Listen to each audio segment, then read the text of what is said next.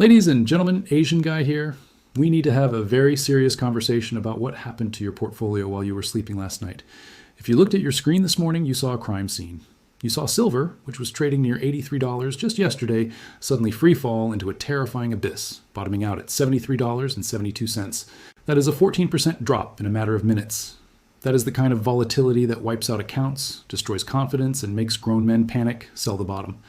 But I'm here to tell you that what you just witnessed was not a market correction.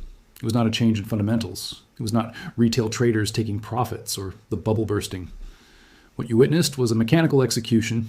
It was a financial assassination carried out in the dark under the cover of the thinnest liquidity of the year. And if you sold your silver this morning because you were scared, you didn't just lose money. You fell victim to a specific algorithmic event known as a value at risk shock, or a VAR shock.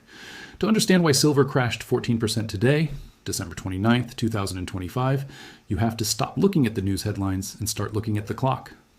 The crash didn't happen at 9:30 in the morning when the New York Stock Exchange rang the bell. It didn't happen during the London fix. It happened at exactly 2 o'clock in the morning Eastern Standard Time. Now ask yourself, who is trading silver at 2 in the morning on the Monday of a holiday week? Is it the retail investor in Ohio? No, he's asleep. Is it the stacker in Germany? No, he is having lunch. Is it the pension fund manager? No, he is in Aspen skiing for the holidays. The market at 2 a.m. during Ghost Week, the week between Christmas and New Year's, is a ghost town. The order book is hollow. The bid stack, which is the wall of buy orders that usually catches a falling price, is paper thin. There is nobody home, and that is exactly why the crash happened when it did. At approximately 2 a.m., a major institutional whale, we are talking about a large hedge fund or a prime brokerage client with massive leverage, hit a wall. They didn't just lose a little money, they blew through their maintenance margin. In the institutional world, when you breach your maintenance margin, you don't get a polite phone call from your broker asking you to deposit more cash. You get liquidated, and you don't get liquidated by a human being who cares about getting a good price. You get liquidated by a risk engine. A risk engine is a cold, unfeeling algorithm with one single instruction. Get me out, now. This algorithm does not care if the price is $83 or $73. It does not care about technical support levels. It does not care about the RSI. Its only job is to sell the position until the account is solvent again. So at 2 a.m., this machine woke up and started firing market orders into the silver market. Now, in a normal market with full liquidity, those sell orders would be absorbed. Buyers would step in. The price might dip 50 cents. But in the graveyard shift of Ghost Week, there were no buyers. The machine sold the first 1,000 contracts, and the price dropped $1. It looked for more buyers. There were none, so it dropped the price another $1 to find liquidity. It kept selling, and the price kept falling. $80, $78, $76.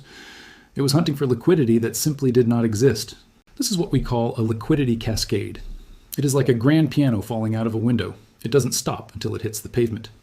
The pavement, in this case, was $73.72. That is where the algorithm finally found enough buyers to clear the book. So, when you see that massive red candle on the chart, do not think the trend is over. Think someone just got murdered in the basement. This was a forced liquidation event. It was a margin call of epic proportions. And the most critical detail, the detail that the mainstream media is completely ignoring, is that this selling was price agnostic. The seller didn't want to sell at $73. They were forced to sell at $73. That is a huge difference. If investors were selling because they thought silver was worthless, that would be bearish. But if a machine is selling because a gambler went bust, that is bullish for everyone else. It means the weak hand has been eliminated. It means the leverage has been flushed out of the system. The overhang of that whale's position is gone. They are out. They are broke. And now the market is cleaner, lighter, and ready to move higher. But the damage didn't stop with just one whale.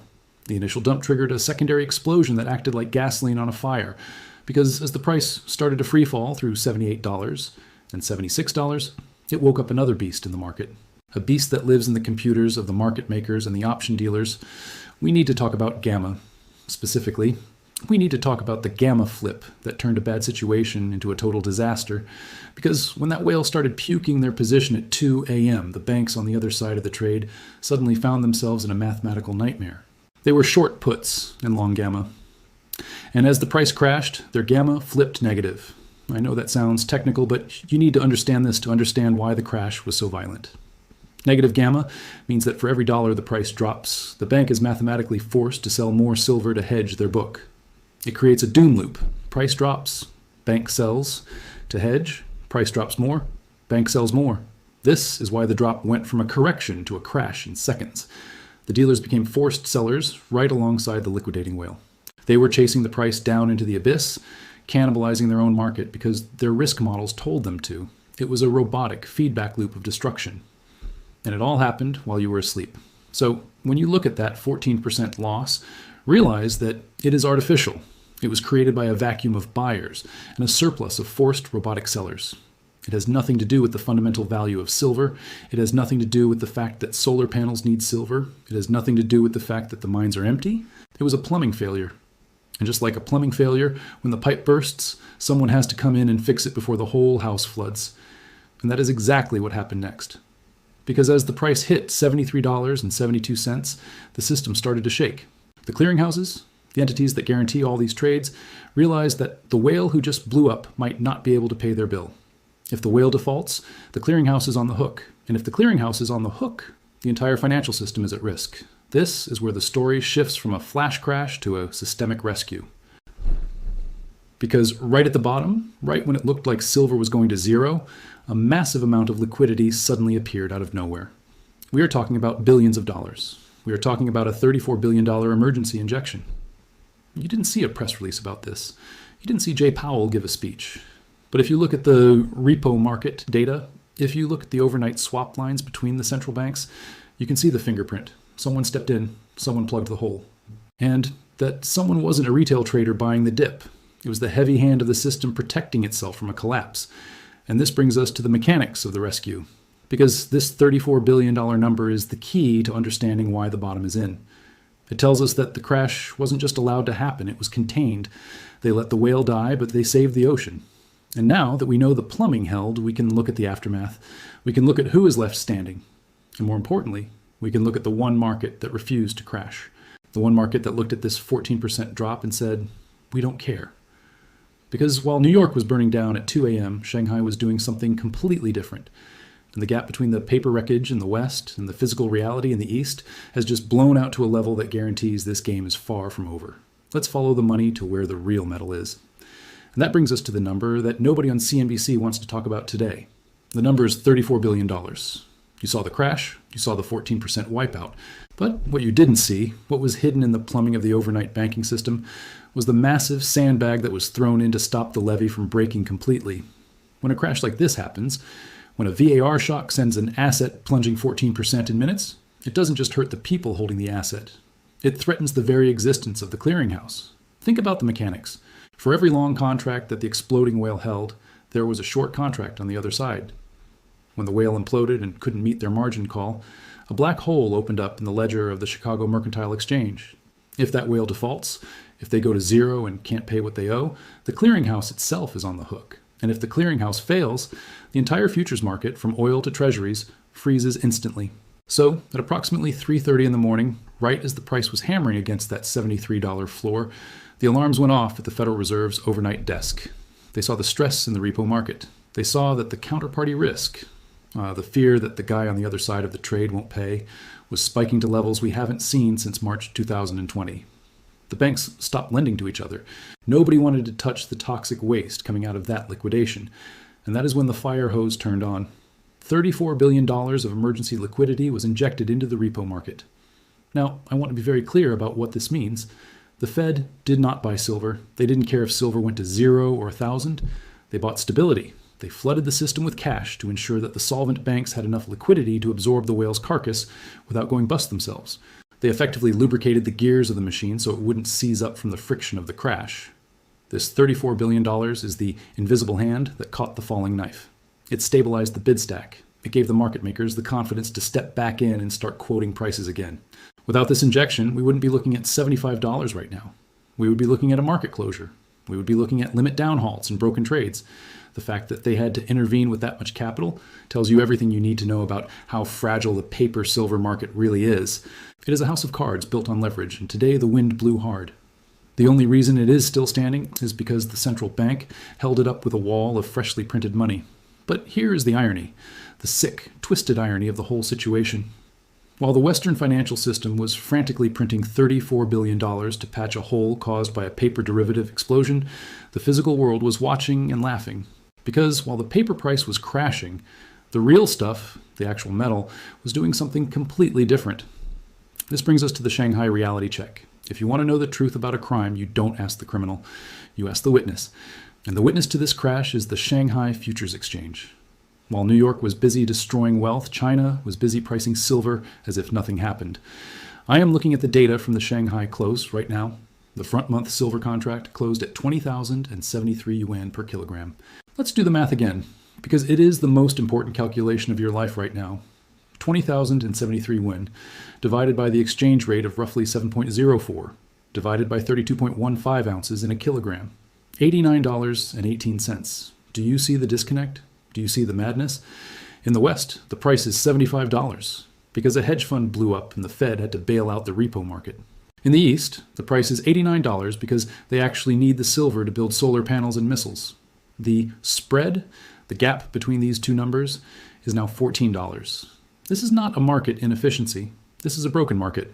A $14 spread on a commodity is unheard of. It is economic insanity. It means that for every ounce of silver you hold, the Chinese market thinks it is worth nearly 20% more than the American market. Why isn't the arbitrage closing? Why aren't traders buying at 75 and selling at 89? Because they can't. Because the January 1st export licenses have built a wall around China. The metal in Shanghai is trapped. The metal in New York is scared. And the two prices have completely divorced. This $14 premium is the ultimate proof that the crash was fake. If there was a real glut of silver, if there was too much supply, the price would be dropping in Shanghai too. But it isn't. It is holding firm near $90. That tells you that the drop in New York is purely synthetic. It is a paper event. It is a story told by algorithms to other algorithms. The physical market isn't participating in the crash. The physical market is saying, we will take all your silver at $75. Thank you very much. And this leads us to the most dangerous lie being told on the financial news networks right now. Turn on the TV, and what do you hear? Retail panic. The mom and pop investors are fleeing. The silver bubble has popped. They are blaming you. They are trying to tell you that this 14% drop was caused by thousands of small investors waking up at 2 a.m. and deciding to sell their coins. It is insulting. It is a fabrication. And the data proves it is a lie. We have the flow data from the ETFs. We have the volume data from the coin dealers. Do you know what retail investors did while the price was crashing? They bought. The inflows into the silver ETFs spiked this morning. The bullion dealers are reporting record traffic on their websites. The little guy didn't panic. The little guy saw a sale and backed up the truck. The only entities that sold were the over-leveraged institutional whales who got caught with their pants down. The smart money wasn't smart today. They were reckless. And they got liquidated. The dumb money, the retail stacker, was the one buying the dip. So do not let the narrative shake you out. This wasn't a vote of no confidence in silver. This was a margin call for the casino. The casino had to liquidate a player who couldn't pay his debts, but the chips, the silver itself, are still valuable. In fact, they are more valuable than ever because they are now in stronger hands. Every ounce that was sold by that bankrupt whale is now owned by someone who isn't leveraged, someone who won't be forced to sell at 2 a.m. The market structure has been cleansed. The weak hands are gone, the leverage is flushed, and what is left is a market that is primed to explode. So what happens next? We have a market that has been artificially smashed down to $75. We have a physical market in China trading at $89. We have a massive liquidity injection that has stabilized the banking plumbing. And we have exactly 3 days until the full institutional desks return from their holiday vacation. When those traders walk into their offices on January 2nd, what are they going to see? They're going to see a $14 discount. They are going to see a generational buy signal. In the next part, I'm going to walk you through exactly how the rebound plays out. We are going to look at the Jan 2nd gap. If you think the crash was fast, wait until you see the recovery. The slingshot has been pulled back to the breaking point, and on Thursday morning, someone is going to let go. Let's look at the forecast. And this brings us to the most terrifying part of the story. We have talked about the algorithmic execution at 2 a.m. We have talked about the gamma flip that poured gasoline on the fire and turned a correction into a massacre. But we haven't answered the most important question. Why did it stop? Why did the crash stop at exactly $73.72? Why didn't it go to $60? Why didn't it go to $50? If the order book was truly empty, and if the negative gamma loop was forcing dealers to sell into a vacuum, the price should have gone to zero. That is the mathematics of a liquidity cascade. When there are no buyers, the price finds zero. But it didn't. It hit an invisible brick wall at $73. And the reason it hit that wall isn't because retail traders woke up and bought the dip. It isn't because a mining company stepped in. It is because the plumber arrived. We need to talk about the number that is hidden in the deep plumbing of the overnight financial system today, $34 billion. At approximately 3:15 in the morning, Eastern Time, while the silver market was staring into the abyss, a massive injection of liquidity hit the repo market. Now, I know that sounds boring. I know that when I say repo market, your eyes glaze over. But you have to listen to me, because this is the smoking gun. This is the evidence that the system almost broke today. You see, when that institutional whale blew up at 2 a.m., when they breached their margin and the algorithms liquidated them, it created a massive hole in the balance sheet of the clearinghouse. The clearinghouse, specifically the CME group, is the entity that stands in the middle of every trade. They guarantee that if you win, you get paid, and if you lose, you pay up. But what happens when a player loses so much money so quickly that they can't pay? What happens when the counterparty dies? The clearinghouse is left holding the bag, and at 3 a.m. this morning, the clearinghouse was looking at a multi-billion-dollar hole caused by that whale's implosion. If they couldn't plug that hole immediately, if they couldn't find the cash to settle the trades, the clearinghouse would technically be in default. And if the clearinghouse defaults, the entire global futures market freezes. The game stops. The ATM machines stop working. It is financial Armageddon. So the red phone rang. The emergency protocols were activated, and the Federal Reserve, acting through its overnight swap lines and repo facilities, injected $34 billion of emergency liquidity into the banking system. This wasn't stimulus. They weren't handing out checks to people. They weren't trying to lower interest rates. They were performing emergency surgery on a dying patient. They flooded the plumbing with cash to ensure that the solvent banks had enough money to absorb the toxic waste from the dead whale without collapsing themselves. They effectively bought the bad debt. They plastered over the hole in the wall with a mountain of fresh cash. And that is why the price stopped at $73. The injection of $34 billion acted like a giant concrete floor. It gave the market makers, the big banks like Goldman and JP Morgan, the confidence to step back into the market. For an hour, they were too scared to quote a price. They pulled their bids because they didn't know if the system would survive. But once they saw the Fed's money hit the wires, they knew the bailout was in. They knew the risk was capped, so they turned their buying algorithms back on. This is the dirty secret of today's crash. It wasn't a market event, it was a systemic event. The 14% drop wasn't discovering the fair price of silver, it was discovering the breaking point of the paper derivative market. And we found it. We found out that the paper market is so fragile, so overleveraged, and so hollow that a single bad trade in the middle of the night can threaten the entire structure. It took $34 billion of taxpayer-backed liquidity just to keep the silver market open for trading today. Think about the absurdity of that. We are talking about a metal, a rock, an element on the periodic table. It shouldn't need a bailout, it just is.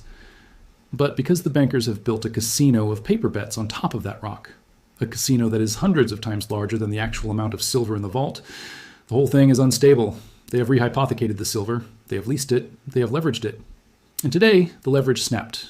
So, when you look at that $73 low, do not see it as a technical support level. See it as the Fed put.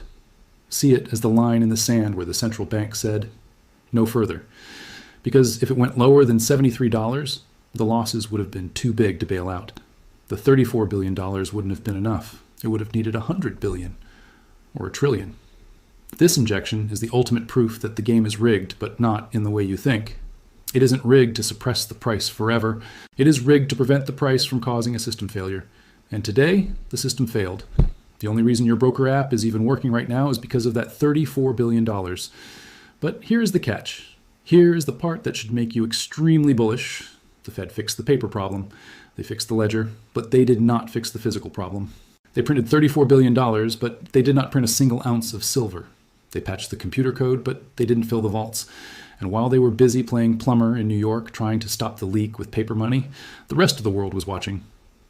Specifically, China was watching. Do you think the Chinese government cares about the CME clearinghouse? Do you think the industrial buyers in Shanghai care about the repo market spread? No, they saw the crash. They saw the weakness. And they saw the desperation of the Western central banks. And their reaction wasn't to sell. Their reaction wasn't to panic. Their reaction was to do something that completely exposes the fraud of the paper price. While the Fed was spending $34 billion to save the paper market at $75, the Chinese market was trading in a completely different reality. A reality where silver isn't a liability to be managed, but a strategic asset to be hoarded.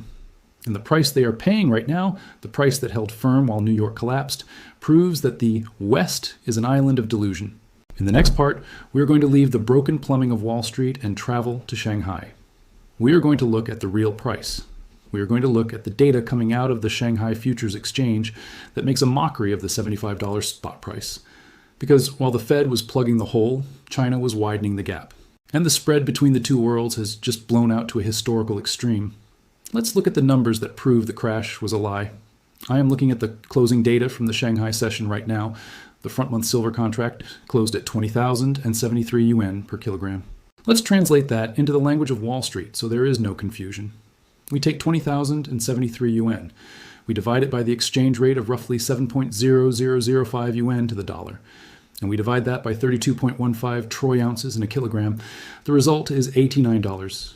Do you understand what that means? It means that right now, as we speak, there's a $14 spread between the price in the West and the price in the East. $14. That is roughly an 18% premium. In a functioning market, that is impossible. It is a violation of the laws of economics. Arbitrage traders should be buying every single ounce in New York at $75 and selling it in Shanghai for $89. They should be closing that gap in milliseconds, but they aren't. The gap is sitting there wide open, screaming at us. Why? Because the market is broken. Because the January 1st export licenses have created a firewall around China. The traders know that they can't move metal freely anymore. The physical flow has stopped. So we now have two markets on planet Earth. We have the paper market in New York, which is driven by algorithms, leverage, and bailouts. And we have the physical market in China, which is driven by industrial necessity and fear of shortage. The paper market says silver is worth $75.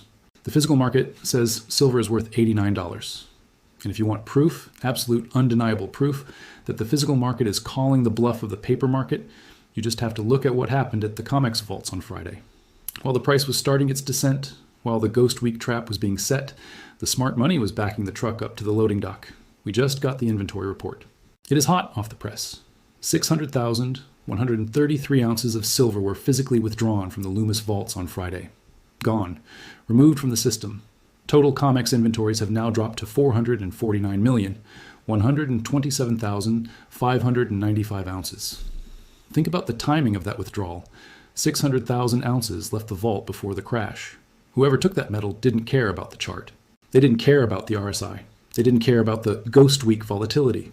They saw the price, they saw the shortage, and they took the physical metal into their own possession. They drained the vault. This is the behavior of a buyer who knows that the price is fake. They are using the paper suppression to drain the physical supply at a discount. It is the ultimate bank run. They are trading their paper fiat currency, which the Fed just printed 34 billion more of, for the hardest asset on the planet. This withdrawal explains why the Shanghai premium is real. The metal is moving from the weak hands of the West to the strong hands of the East, or to entities positioning for the East. The West is becoming an empty shell, a showroom with no inventory. The price tag says $75, but when you go to the shelf to buy the product, the shelf is empty. That 600,000 ounce withdrawal is the sound of the shelf being cleared. So when you see the crash on your screen, you have to ask yourself, which signal do you trust? Do you trust the red candle created by a bankrupt hedge fund and a robotic algorithm at 2 a.m? Or do you trust the 600,000 ounces leaving the vault? Do you trust the panic of the paper trader? Or do you trust the $14 premium of the Shanghai industrialist? The data is screaming at you. The crash is a lie. It is a smokescreen designed to hide the fact that the physical inventory is dangerously low. If silver was truly abundant, inventories would be rising. People would be dumping metal back into the vaults. But they are taking it out. They are running for the exits with the physical bars in their hands. This disconnect, this massive chasm between the paper price and the physical reality, cannot last forever. Eventually, the paper market breaks. Eventually, the COMEX has to admit that it doesn't have the metal to back up the contracts. And when that happens, the price won't just rise to $89 to match Shanghai. It will gap past it. It will go to $100 in a heartbeat, because the realization of default will cause a panic that makes today's crash look like a picnic. But the media isn't telling you this. They aren't telling you about the Loomis vault withdrawal. They aren't telling you about the $14 spread. Instead, they are spinning a narrative designed to make you sell. They are blaming you. They are calling it retail panic. They are trying to gaslight you into believing that the reason silver crashed is because small investors got scared. In the next part, I'm going to dismantle that lie piece by piece. I'm going to show you the flow data that proves retail investors didn't sell a single ounce. I'm going to show you who really sold and who really bought. Do not let them blame you for their crime. Let's look at the retail panic narrative and expose it for the fraud that it is. The headline on Bloomberg reads, "Silver plunges as retail investors panic sell." The headline on Reuters says, "Profit-taking by small investors caps silver rally." They are painting a picture of thousands of mom and pop investors waking up at 2 in the morning, collectively deciding that silver is a bad investment, and frantically hitting the sell button all at the same time. I am here to tell you that this is a lie. It is a mathematical impossibility, and I have the data to prove it. We have access to the flow data. We can see exactly what the retail investors did today versus what the institutional algorithms did. And the data shows the exact opposite of the media narrative. While the price was crashing to $73, the inflows into the major silver ETFs, SLV and PSLV, actually spiked. Retail investors didn't sell, they bought the dip. The volume at the major online bullion dealers, APMEX, JM Bullion, SD Bullion, is currently 3 times higher than a normal Monday. And 90% of that volume is on the buy side. The little guy saw the price drop and said, "Thank you for the discount." So if retail didn't sell, who did? Who dumped 5,000 contracts in a single second at 2:15 a.m.? It was the whale. It was the forced liquidation of the over-leveraged institutional player we talked about in part 1. The selling came from a distressed entity that had no choice. It came from a robot executing a bankruptcy order. It did not come from the community of silver stackers who have been holding for 5 years waiting for this moment. So why is the media lying? Why are they pushing the retail panic narrative so hard? Because they need a scapegoat. They cannot admit that a major financial institution blew up. They cannot admit that the clearinghouse almost failed and needed a $34 billion injection. If they told the truth, that the system is fragile and broke down because of one bad bet, it would cause a real panic. It would cause a run on the banks. So instead, they blame the volatility on unsophisticated retail traders. They gaslight you. They want you to believe that you are the weak hand, so that you will doubt yourself and actually become the weak hand. It is a psychological operation. They are trying to shake you out of your position because they need your silver.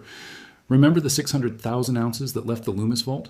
Remember the $14 premium in Shanghai? The smart money is desperate to get their hands on physical metal before January 2nd.